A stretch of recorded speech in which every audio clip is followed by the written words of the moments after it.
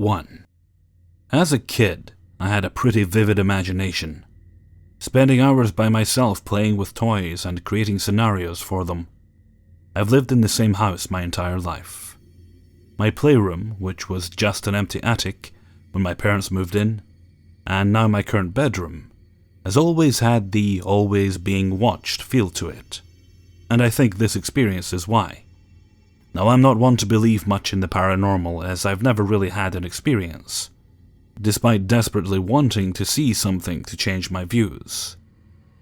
But after scrolling this sub for days, I feel like I should share a story from my childhood. It was just an ordinary night. 3 or 4-year-old me was building a massive nothing out of Legos. It was pretty silent, quiet enough to hear my parents talking on the bottom floor on the other side of the house. I remember getting intense goosebumps suddenly, and the hairs all over my body stood up. My vision shifted and focused behind the Lego mass to the window directly in front of me. I can't remember what it looked like for the life of me, but weirdly enough I can remember the exact expression the face of the thing staring back at me was making to this day. My mother told me I mimicked the expression for days after the incident, trying to get my parents to believe me. It was frighteningly similar to the Scream painting by Edvard Munch, except with hands pressed up against the window. It's hard to explain, but I can picture something making the face at me in the window, but can't fit any actual face or creature to the expression, if that makes sense. Mind you, as a 4-year-old, I had no knowledge of this painting. My guess is I was so afraid that my brain has made a significant effort to forget the night, along with being so young. But I can remember being so petrified, I took no more than 2 seconds to run out of the room screaming, and slide down the carpeted stairs on my stomach into the living room, my favorite and quickest way to get downstairs as a child, despite the rug burns. I clutched onto my mom's leg and kept pointing up the stairs saying, "The old lady is going to get me. She's looking through my window." Just to calm my hectic self down, both my parents checked out the room and looked out the only window in the room, only to of course find nothing. It took me a few weeks to be comfortable alone in the room again. Since that night I cannot bring myself to look out the window. My parents blame it on my imagination. Here I am, 22 years old, in my room at 11:30 a.m., and I still can't look at the window without the hairs on the back of my neck standing straight up. The other possibly paranormal activity I've experienced is, from time to time I've moved into my room. I can hear footsteps outside my door that seem to stop as soon as it reaches my room. I know it's not from downstairs because they're usually late at night when everyone is asleep, and the way the steps vibrate and shake my room makes me almost positive they're right outside my door. I should know what that sounds like, having lived up here for 15 plus years. People walking downstairs have a totally different vibrate in my room. On top of all of this, since the window incident all the way up until a month ago, I have vivid nightmares involving windows of my house flying open, all sorts of incredibly horrifying creatures, either flying or jumping in, and I am unable to move, scream, breathe, or do anything for that matter, except standing in fear of whatever it is that night diving through a window. Each nightmare is different. Different nightmarish creatures, different rooms in my house. All the same scenario. I wake up shortly after being paralyzed with fear. The house was built most likely in the 40s or 50s, and my neighborhood used to be a giant farm. I've asked my next door neighbor about who lived in the house prior to my parents moving in, and she says it was a single mother and her son, nothing out of the ordinary. Moved out when her son got married, and moved out. 2. This is really just the background of what happened in my grandparents' house when my mom was younger. If anyone is interested, I can tell my experiences I've had at the house. Here's some stories of what my mom, aunt, uncle, and my grandparents experienced decades ago when my mom was younger. So my aunt was the oldest, followed by my uncle, then my mom the youngest. When they were in high school, my aunt was a troublemaker, you could say. She was rebellious. My grandparents were and still are very religious, and my aunt rebelled by practicing magic and satanic things, I guess. She made a voodoo doll of my uncle and my mom. My aunt stabbed my uncle's doll in the hand. Later that week, my aunt and uncle got into a fight. My aunt started to get violent, so my uncle ran and hid in his room. While he slammed his door, his hand got caught in the doorway and his hand was hurt. When my aunt saw that, she was surprised of the coincidence, or that the doll worked. She must have done something else with my uncle's doll that related to his back, because another coincidental accident happened as well. My uncle was on the roof of the house with some friends playing dodgeball. Typical teenagers having fun. When suddenly my uncle fell or got pushed by a demon and fell off the roof and hurt his back. 25 years later, his back is still messed up from it. Now on to my aunt's Ouija board experimenting. She got a Ouija board and used it with, I don't know who, maybe just her. She never really went into detail. But anyway, she was talking with the spirit of a deceased young boy named Stevie, who died in a car accident. Stevie told my aunt how his killer needed to pay, or something, and my aunt must have got scared, so she stopped. Later that night in her bed, she was awoken by a cold feeling. She looked to the side of her bed and saw what looked like eyes that glowed with red staring right at her. The eyes didn't blink. Neither did my aunt.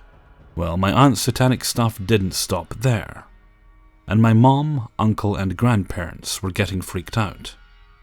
Something that freaked out my uncle especially was the rocking chair. My grandparents had this rocking chair, they still have it, that sat in the family room. My uncle had friends over one night, and they slept in the family room. When my uncle and one of his friends woke in the middle of the night, they both witnessed the rocking chair slowly move towards them. They were frozen with fear. My mom experienced violent outlashes from my aunt. Then one day, one of the walls in the house began to violently shake. The walls shook so bad, pictures fell off. Other instances happened, but I can't remember them.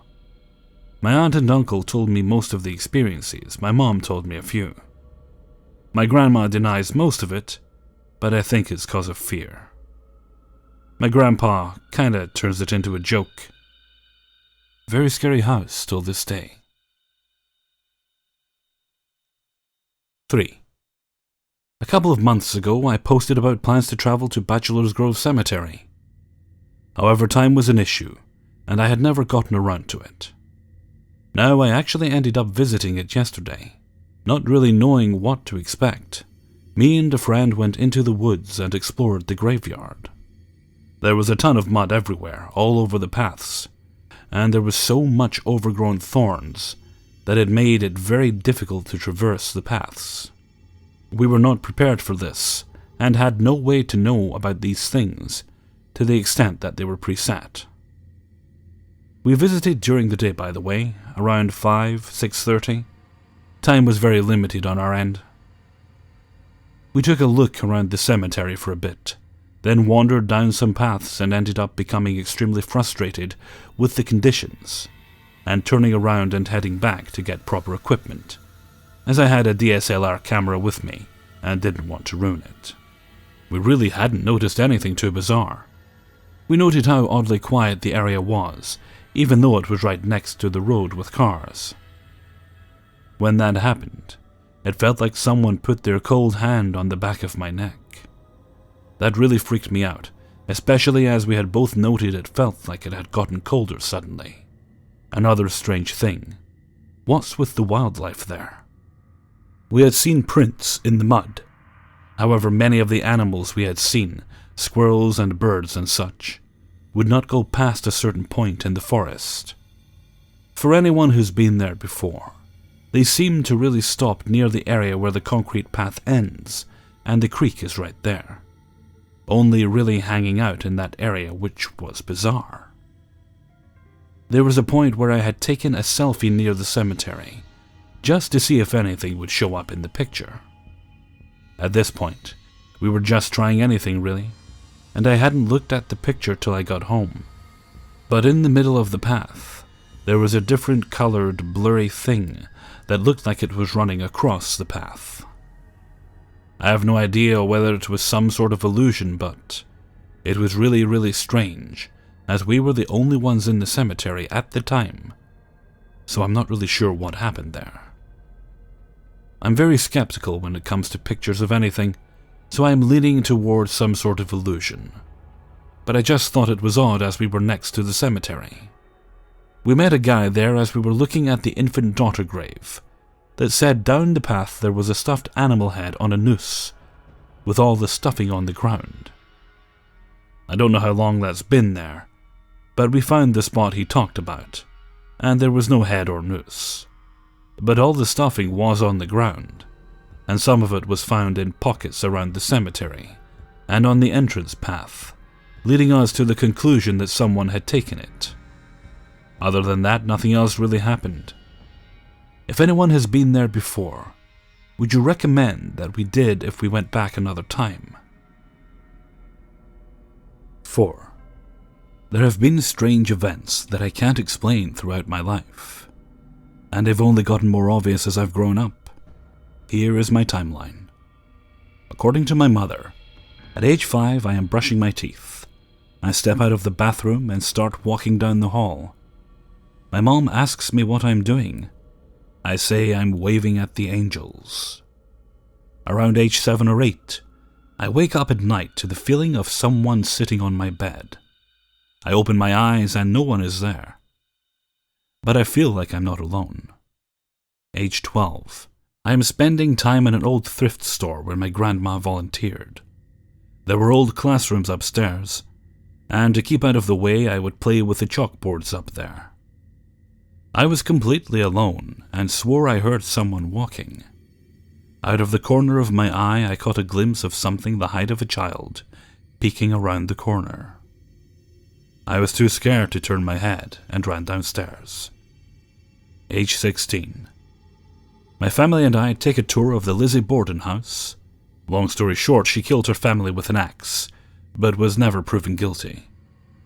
The tour guide says, "If you don't fear Lizzie, she will haunt your dreams." I say I'm not afraid of her. That night I wake up drenched in sweat, and I can't breathe. I feel like someone is holding me down. I know it's not sleep paralysis because I can move my body, but it feels like someone trying to push down my shoulders. I am terrified and say out loud without thinking, "I'm sorry," and it immediately stopped. Age 21. My mom, boyfriend, and I are sitting on the couch. In the other room, we hear my mother's heavy sewing scissors slide across her sewing table and land on the ground. My mother is obsessive about her scissors and never would put them in a spot where they could fall. She goes and picks them up, and we decided not to talk about it. Age 22. Spend the night at my boyfriend's dorm. I wake up to the feeling I am being watched. Boyfriend is completely asleep. The next day, his Xbox Connect starts picking up a guest sitting in the chair near us. We check everything for something that it could think looks like a face. It disappears after I say, "It's creepy, please go away." Age 23. I moved to a different state with my fiancé. We are staying at his parents' place until we can find a place of our own. I start noticing a handprint showing up on the bathroom mirror that only the two of us use. I ask my fiancé about it, and he insists that he didn't do it. Age 23. We are still living with his parents. We keep our bedroom door closed at night. On 2 occasions while we are sleeping, I wake up to the sound of the door unlatching and opening. Each time, we are 100% the door was firmly closed. We are both a bit shaken by the experience. Fast forward to the present. We have been in our own apartment for 2 years, and are looking into houses now. I am terrified that once we move, things will start kicking up again. While each experience individually wasn't all that bad, when I think about it all together, I get a little freaked out. My husband has also experienced paranormal things his whole life. and occasionally gets an intense feeling of déjà vu. Are we just prone to these things? Do we attract them? Can that happen? 5. Please be aware that while the following story does not contain animal cruelty, it does contain a scene of an animal in distress that is later revealed to be deceased. I am a 20-year-old Canadian female, and I have lived in a small Canadian town of 10,000 my entire life. It's a rural farming community, and the bountiful forests and fields are most often my getaway places. I enjoy the outdoors, from going on hikes to planning days out to look for animal bones, but I never thought anything slightly paranormal would come from my adventures. April 2nd, 2016. The snow had melted before I was slowly woken up by the sun revealing itself, for the first time after a long, harsh winter. As I awoke to light shining through my curtains, I pulled them back to see grass. Sure, it may have been brown and dead in most spots, but I could see the ground and wanted to make the best of my day. Almost instantly, I had something I can't quite call a desire, but the urge to go out and look for bones. It felt as though something was pulling me out to the woods, telling me to come find it, but I dismissed it as my excitement for such a nice day. There were a few spots I had in mind, as country roads are good for finding a bone or two, so I gathered my things, packed up my bag, and headed out. I live in a neighborhood that's roughly a 10 to 15 minute walk that leads out of town to a few trails. I began my walk down the road, keeping an eye out on the passing fields and ditches for anything that might pique my interest. The road I was on is a main back road used quite often, with 3 houses that sit on a hill leading out of town. One of my favorite homes from my town is one of the 3 on the hill. Its location is tucked away by trees but still visible from the road. The family has an outdoor chicken coop that always brings a smile to my face whenever I pass it. Continuing on after making my way down the hill and past the homes, I was walking along the ditch actively looking for anything that resembled bone. Roughly, not even 5 minutes had passed when I noticed something that looked like a bag, but upon further inspection, I realized I had found my first bones of the year. The entire skeleton was intact. I noticed it still had fur on some parts, and was trying to piece together what sort of animal it was. Now, because I was in a ditch and due to the skeleton's location, I didn't stay for more than a minute or 2, but took some photos. I continued walking but was cut short when a friend called and asked to hang out. I mentioned to her my find, and that I would be back in town in less than 10 minutes. Walking back, I stopped to sit for a second to glance at the photos. After a few minutes of looking at the teeth and the paws, I was hit with this deep, instant feeling, and I knew exactly what I had found. I hadn't seen the posters for a few weeks, but I knew what I had found. It was this gut feeling, so strong and assuring. My mind went back to posters I had seen around town. December 2015. I walk everywhere, snow or shine. It was December. The first time I saw the missing poster was for a dog named Squeak. The posters were everywhere. They were laminated, and each time they were taken down, they would be replaced soon after. It was evident that whoever owned this dog cared for and deeply missed their friend. Back to April 2016. After telling my friends about what I had discovered, even if it wasn't Squeak, we knew we should at least contact the owner. I waited 2 days to phone the owner and learned quite a lot. She was a lovely older woman who loved her dog more than life itself. Through our conversation, I learned that Squeak wasn't a local, and actually lived an hour away in the heart of Toronto. I had a sister who missed her and also discovered her owners were quite wealthy. Squeak's owners have property down in the States. In October 2015, they were going to their second home in Arizona and dropped both of their dogs off at an animal resort about 20 minutes outside of my town. 2 weeks pass, and they return to pick up their dogs only to be told that a week earlier Squeak had managed to get out with her sister. Only one could be found, and after a week, the search was off. During the entirety of our phone call, it was clear that this lady loved her dog, and even months later, was still using present tense while talking about Squeak.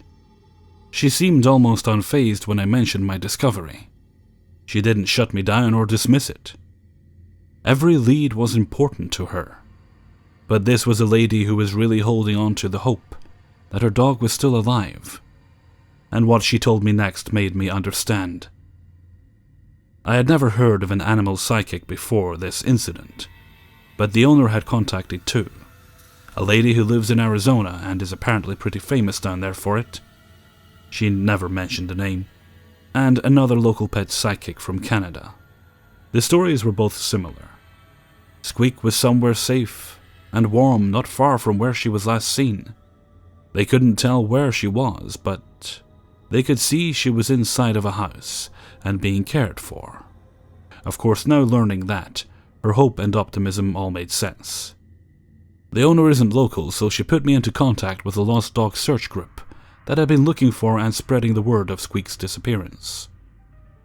The owner and I say our goodbyes, and I get to calling the local search group. This is where things got weird. I called the searcher that Squeak's owner had put me into contact with, explained the story to her, and agreed to meet her in an hour's time, so I could take her to the remains I had found. I was giving her the directions to the road and casually mentioned the house with the outdoor chicken coop, as I often used the house as a place marker.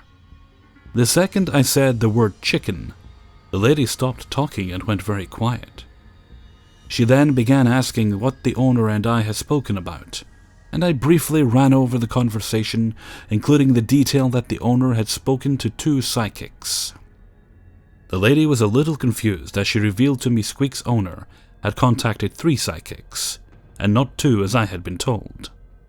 The third animal psychic had spoken to the owners, revealing a more morbid reading, which is why I believe the owner had only mentioned 2 over the phone call.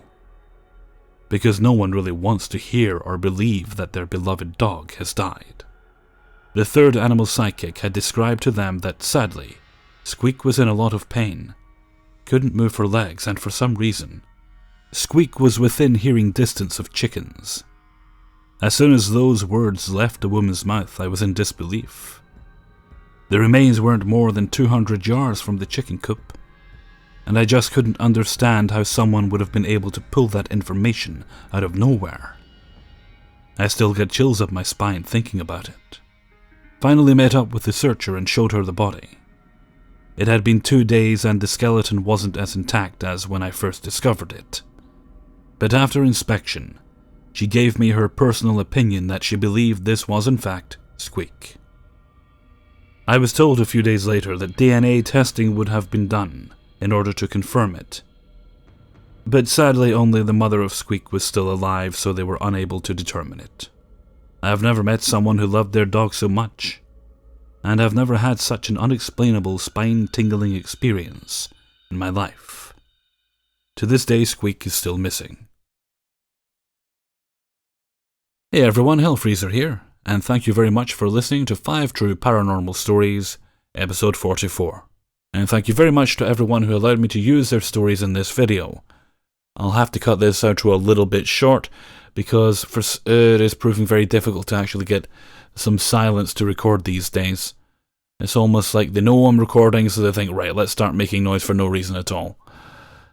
I wouldn't mind if they just gave me a few hours of complete silence so I could get it done, then I can do whatever they like. Yes, hell, anyway. And with that, I'm going to head off for now. So until next time, thank you very much for listening, and take very good care of yourselves.